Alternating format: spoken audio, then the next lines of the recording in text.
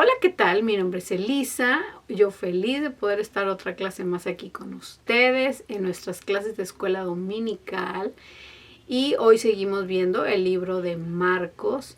Y hoy vamos a ver cómo Jesús revela su identidad. Y vamos a ver primero una pequeña introducción. La lección de hoy se centra en cómo la identidad de Jesús fue revelada a sus discípulos. Incluso después de que Él les reveló su identidad, todavía tenían preguntas y tenían creencias que deberían de ser transformadas o corregidas, ¿verdad? Bueno, es lo mismo, transformadas o corregidas. Dios quería que supieran la verdad acerca de aquel que había enviado y que se comprometieran plenamente como discípulos de aquel que daría su vida por ellos. Eso era lo que quería Dios, ¿verdad? Jesús vino a mostrarnos al Padre. Sin embargo, en varias ocasiones dijo a sus discípulos y a otros que no le contaran a nadie lo que habían visto, lo que habían experimentado. En algunos casos específicos debían esperar hasta después de su resurrección. Pero bueno, ahorita vamos a ir viendo de lo que les estoy hablando. Pero bueno, más tarde, al prometer al Espíritu Santo, prometió que el Espíritu les daría poder para testificar. El tiempo para callar sobre él había terminado. Ahora era el momento de contarles a todos sobre el Mesías. Y bueno, esto fue después de la resurrección, ¿verdad? Cuando era momento de contarle a todo mundo, ¿verdad? Sobre el Mesías. Marcos 8 nos enseña una verdad fundamental sobre Jesucristo. Él es el Hijo de Dios. Él es el Hijo del hombre y el Mesías. Dios Padre lo envió a morir en nuestro lugar para que seamos libres del castigo del pecado y para que tengamos la experiencia del nuevo nacimiento como sus hijos adoptivos. Conforme estudiamos las Escrituras, aprendemos más sobre lo que significa y cómo podemos anunciar las buenas nuevas del Evangelio a todos los que nos rodean. Porque como hemos estado viendo en otras clases, no, a esto hemos sido llamados, ¿verdad? A compartir las buenas nuevas.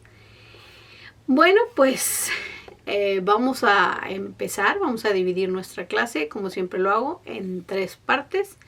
La primera parte es la confesión de Pedro y esta se divide en A y B.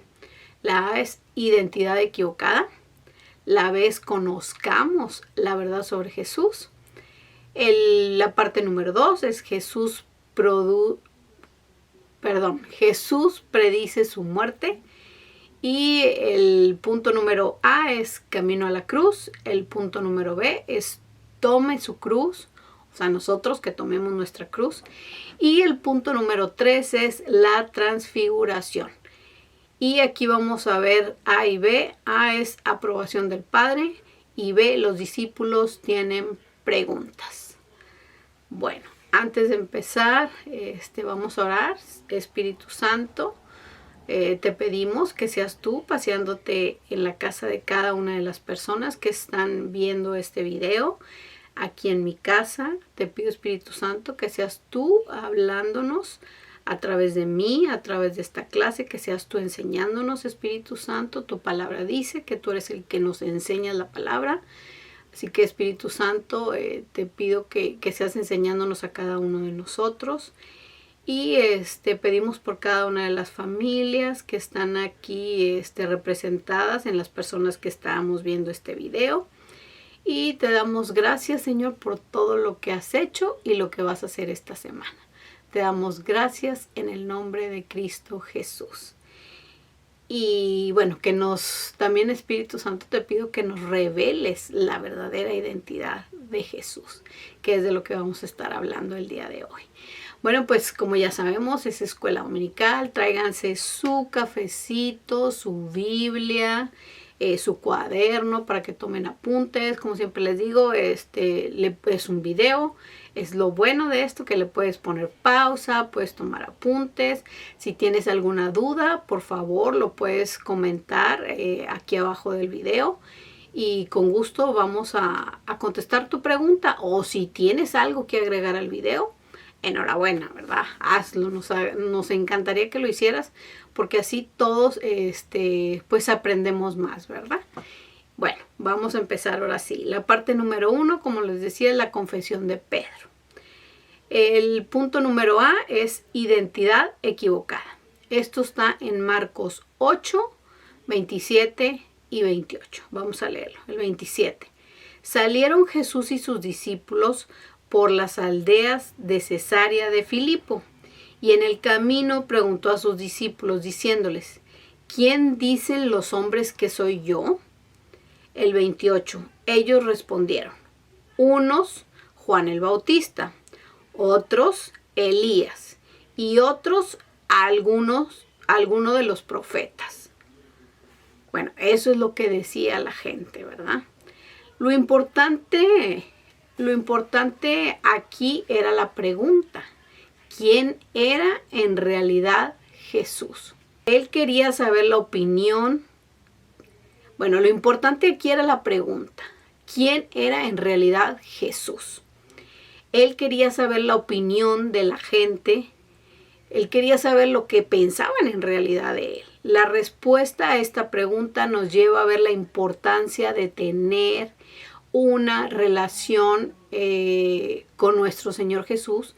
Y me refiero a una relación correcta, ¿verdad? Con nuestro Señor. Si vemos en un mapa, comprobaremos, voy a ver si se los puedo dejar por aquí una imagen del mapa. Comprobamos que había 3 Cesareas. Cesarea de Filipos estaba situada al norte del mar de Galilea. El Señor Jesús estaba en la zona norte, en una situación geográfica desde la cual iba a emprender su viaje directamente hacia Jerusalén y hacia la cruz. Está claro que había mucha confusión con respecto a su persona, como lo vimos que respondieron, ¿verdad?, los discípulos. Todas las opiniones eran elevadas, pero insuficientes, considerando quién era él. Para los discípulos fue como un examen final después de la primera fase del ministerio de Jesús. Se encontraban ya a unos 6 meses de la cruz. Hoy en la actualidad hay ideas falsas acerca de quién es Jesús. Algunos piensan que fue un gran hombre, otros que fue un gran maestro, que él prepararía el camino para el Mesías, otros que Jesús fue un gran fraude. Incluso los judíos piensan que fue solo un profeta. Bueno, vamos a ver el punto número B. Conozcamos la verdad sobre Jesús. Y escuchar lo que otros dicen sobre Jesús no es suficiente. Incluso escuchar a quienes conocen y sabemos que tienen una pasión por nuestro Señor, eso no es suficiente. Aquí se trata de tener una estrecha relación con Dios, una estrecha relación con nuestro Señor. De eso se trata. Los discípulos podrían informar lo que otros decían, pero Jesús quería que expresaran su propia opinión. Cuando pidió sus declaraciones acerca de él. Bueno, vamos a leer aquí Marcos 8, 29 y 30. El 29. Entonces él les dijo: ¿y vosotros qué decís que soy? Respondiendo Pedro, le dijo: tú eres el Cristo. El 30. Pero él les mandó que no dijesen esto de él a ninguno. Aquí Pedro respondió categóricamente que Jesús era el Mesías. Jesús respondió a la confesión de Pedro de una manera sorprendente. en lugar de permitir que difundieran la noticia de la llegada del Mesías, Jesús les dijo que no le dijeran a nadie. Y bueno, hay aquí varias posibles razones, vamos a hablar de dos, por las cuales Jesús les pidió que callaran. La mayoría de los judíos en ese momento se imaginaban a Cristo como una figura política o militar que conquistaría las fuerzas romanas que ocupaban Israel. Algunos incluso querían coronar a Jesús como rey. Esto está en Juan 6:15. La segunda razón de la que vamos a hablar hoy es el entrenamiento de Jesús a sus apóstoles, porque no estaba terminado todavía y podía ser interrumpido por un anuncio público de que él era el Mesías. Finalmente, aquellos que se oponían a él posiblemente se sentirían motivados a actuar por dicha declaración y aún no era la hora que fuera crucificado. Estas son las dos razones de las que vamos a hablar, ¿verdad? Bueno, ahora vamos a ver la parte número 2. Jesús predice su muerte. Y el punto número A es camino a la cruz. Vamos a leer Marcos 8, 31 al 33.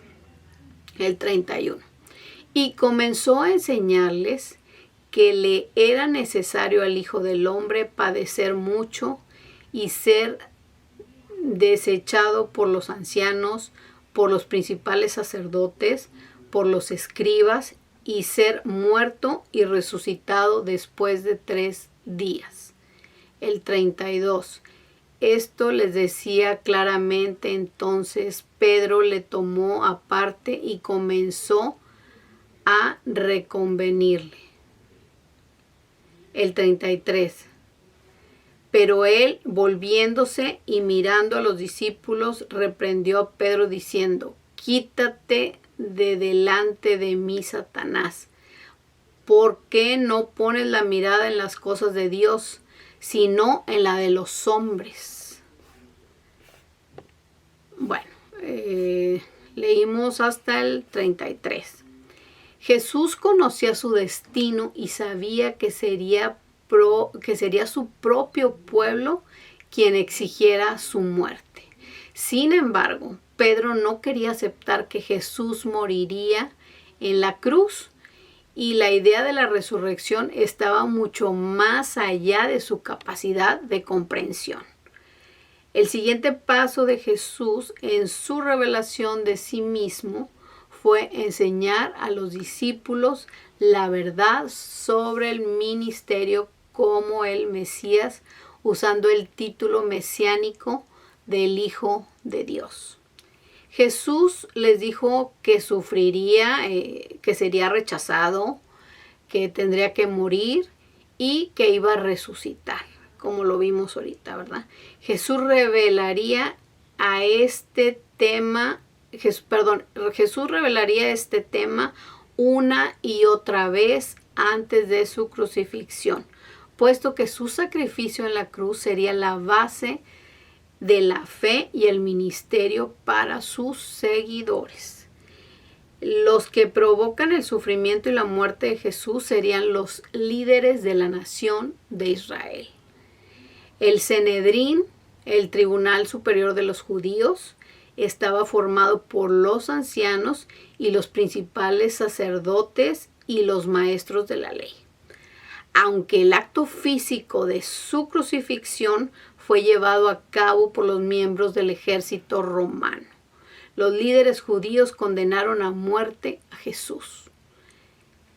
El dejar en claro que moriría en manos de su pueblo, Jesús desafió las creencias de sus discípulos acerca del Mesías. Pedro no pudo permanecer en silencio, llevó a Jesús a un lado y comenzó a reprenderlo. Jesús reconoció las palabras de Pedro como una tentación de Satanás, que procuraba desviarlo del plan de Dios de su muerte sacrificial seguida de la resurrección. Cuando comenzó el ministerio público de Jesús, Satanás lo tentó a recibir el gobierno del mundo con la condición de que Jesús lo adorara.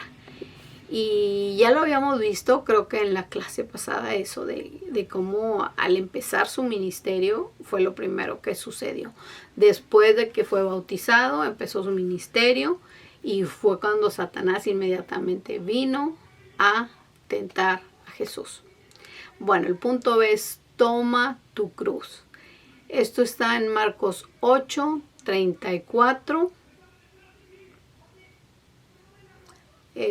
al 9, 1. El 34. Y llevando a la gente y a sus discípulos, les dijo: si alguno quiere venir en pos de mí, niéguese a sí mismo y tome su cruz y sígame. El 35. Porque todo el que quiera salvar su vida, la perderá. Y todo el que pierda su vida por causa de mí y del Evangelio, la salvará. El 36. ¿Por qué? ¿Qué aprovechará el hombre si ganare todo el mundo y perdiere su alma? El 37. ¿O qué recompensa dará el hombre por su alma? El 38. Porque el que se avergonzare de mí y de mis palabras en esta generación adúltera y pecadora, el Hijo del Hombre se avergonzará también de él cuando venga en la gloria de su Padre con los santos ángeles. Ahora vamos a leer el 9:1.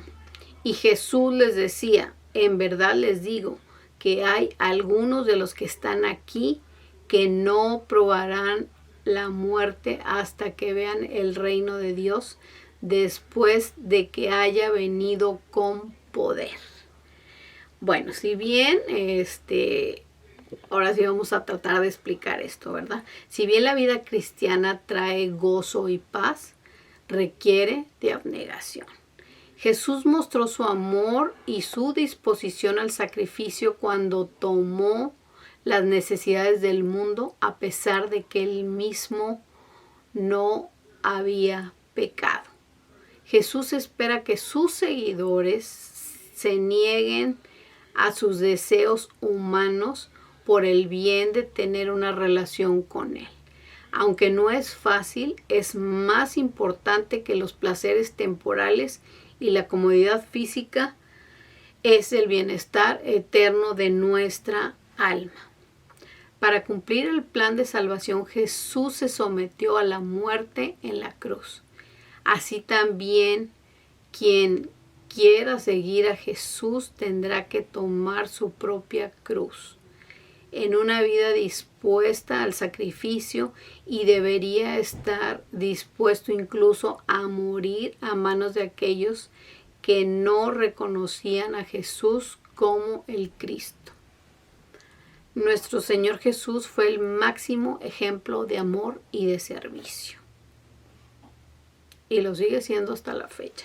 Jesús enseñó que no había nada más valioso que preservar el alma a través de una adecuada relación con Dios. Y esta relación la mantienen solo los que están dispuestos a confesar su fe a Cristo públicamente, incluso hasta arriesgar la vida. Jesús quiere que estemos dispuestos a permanecer fieles y preparados para su venida. Bueno, vamos a ver la parte número 3. La transfiguración. El punto número A es la aprobación del Padre. Esto está en Marcos 9, del 2 al 8. El 2 dice: 6 días después, Jesús tomó con él a Pedro, a Jacobo y a Juan, y los llevó a ellos solos a un monte alto y se transfiguró delante de ellos. El 3. Sus vestiduras se volvieron resplandecientes, muy blancas, tal como ningún lavandero sobre la tierra las podría blanquear. El 4. Se les apareció Elías junto con Moisés y estaban hablando con Jesús. El 5. Entonces Pedro dijo a Jesús: Rabí, bueno es que estemos aquí. Hagamos 3 enramadas, una para ti, otra para Moisés y otra para Elías. El 6. Porque él no sabía qué decir, pues estaban aterrados. Entonces se formó una nube que los cubrió y una voz salió de la nube: Este es mi Hijo amado, oigan a él. Ay, disculpas. El 8.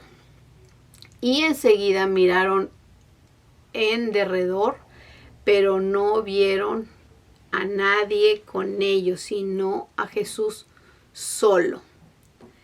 Pedro, Jacobo y Juan presenciaron su transfiguración y escucharon las palabras del Padre de aprobación hacia el Hijo.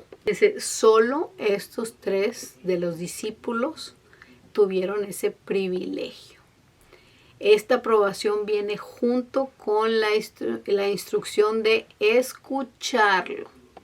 Después de tal experiencia, los testigos, o sea, estos 3 apóstoles, que como les dijera Pedro, Jacobo y Juan, pusieron demasiado interés a escuchar cada palabra de Jesús. Nuevamente se les dijo que no hablaran. Me imagino cómo se sentirían ellos después de haber presenciado eso. Yo, en mi lugar, estaría desesperada por ir a contarle a todo mundo lo que había vivido, lo que había visto, pero sin embargo el maestro les dijo que no dijeran a nadie. Pedro fue testigo nuevamente de la relación de Jesús, pero ahora visible. Vemos que con Jesús aparecieron Moisés y Elías que hablaban con él. Elías representaba a los profetas cuyas palabras también cumplieron con la obra de Cristo. Como sucedió en el bautismo de Jesús, Dios el Padre afirmó a Jesús como el Hijo amado de Dios. Bueno, ahora el B dice: los discípulos tienen preguntas. Vamos a leer aquí Marcos 9, del 9 al 13. El 9. Cuando bajaban del monte, Jesús les ordenó que no contaran a nadie lo que habían visto, hasta que el Hijo del Hombre resucitara entre los muertos. El 10. Y se guardaron para sí lo que fue dicho, discutiendo entre sí qué significaría eso de resucitar de entre los muertos. El 11. Le preguntaron a Jesús: ¿por qué dicen los escribas que Elías debe venir primero? El 12. Es cierto que Elías, al venir primero, restaurará todas las cosas, les dijo. Y sin embargo, como está escrito del Hijo del Hombre, que ha de padecer mucho y ser despreciado. Pero yo les digo que Elías ya ha venido y le hicieron cuanto quisieron, tal como está escrito de él. En la muerte y la resurrección, bueno, ahora sí ya vamos a hablar del tema, es que la muerte y la resurrección forma parte de este incidente de la transfiguración, ¿verdad? La transfiguración por sí misma no exponía ningún medio de salvación. Presentaba la idea final del objetivo, pero ese objetivo solo sería posible con la muerte de Cristo sobre la cruz y por su resurrección de entre los muertos. Y observamos también que él siempre mencionaba su muerte y su resurrección juntas. Esto es muy importante, ¿verdad? Ellos demostraban una ignorancia total acerca de la resurrección. El día de la resurrección de Jesús corrían hacia el cementerio, pero sin esperar encontrarse con un Salvador viviente, porque no se acude al cementerio para ver a los vivos, sino para recordar a los muertos. Literalmente dice que Elías iba a venir primero para impulsar una renovación espiritual del pueblo. Jesús declaró que Elías ya había venido. Marcos relata que Jesús identificó a Juan el Bautista como quien cumplió la primera venida de Jesús y la función y el papel que se esperaba que cumpliese Elías en los últimos tiempos. Si ellos hubieran aceptado a Jesús como el Mesías, Juan habría sido el cumplimiento de la profecía. Sin embargo, al no haber aceptado a Jesús como Mesías en su primera venida, la citada profecía de Elías como su precursor sería cumplida en la segunda venida de Jesús. Después de la resurrección de Jesús, los discípulos pudieron revelar todo lo que sabían acerca de Él, como el Señor se los había pedido, ¿verdad? Bueno, ya para concluir nuestro tema, vimos cómo la identidad de Jesús como el divino Hijo de Dios y el Mesías fue revelada a sus discípulos. Jesús predijo su muerte. Vimos también la transfiguración.